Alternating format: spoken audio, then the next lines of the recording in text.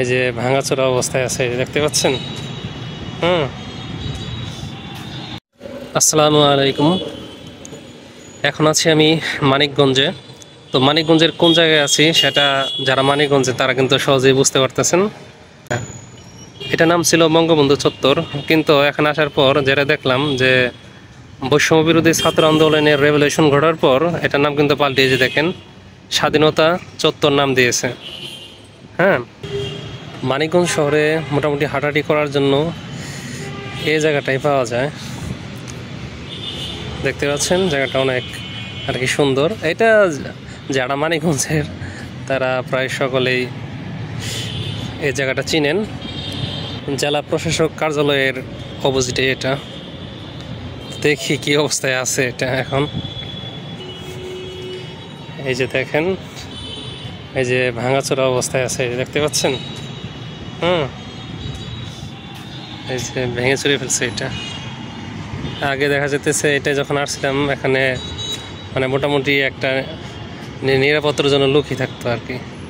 দেখেন যে বর্তমানে কি অবস্থায় আছে। হ্যাঁ, উপর দিয়ে হয়তো ভাঙার চেষ্টা করছিল, ভাঙতে পারে না, মানে সম্ভবত অনেক শক্তভাবে নির্মাণ করা হয়েছে এটা। দেখেন এখানে কি আগুন ধরিয়ে দিয়েছিল মনে হয় সম্ভবত, এই যে পুরা দেখা যায়।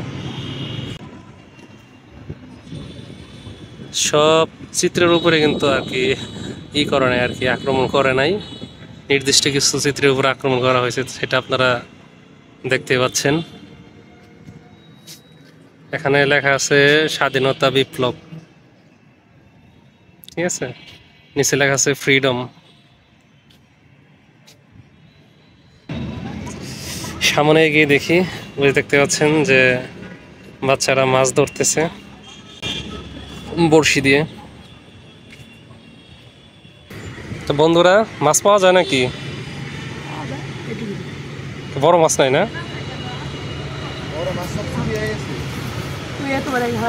বড় মাছ কি ধরে নিয়ে গেছে? আচ্ছা, মানে জাল নিয়ে আসছিল যে যেমনি পারছে মাছ ধরে নিয়ে গেছে। হ্যাঁ, আর ছোটগুলো রয়ে গেছে। আচ্ছা আচ্ছা, এই যে ছোট একটা ধরলো না,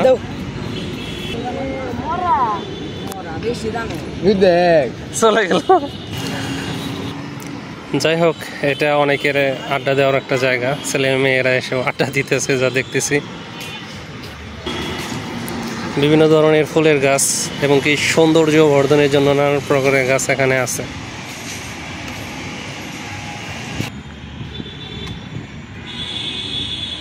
এই জায়গাটার পাশে কিন্তু বিভিন্ন এই যে দেওয়াল আছে, দেওয়ালে কিন্তু বিভিন্ন চিত্র অঙ্কন করা দেখতে পাচ্ছি। এখানে লেখা আছে আমরা বাংলাদেশি। দেখেন এখানে লিখেছে beat me, hate me, you can never break me. আচ্ছা,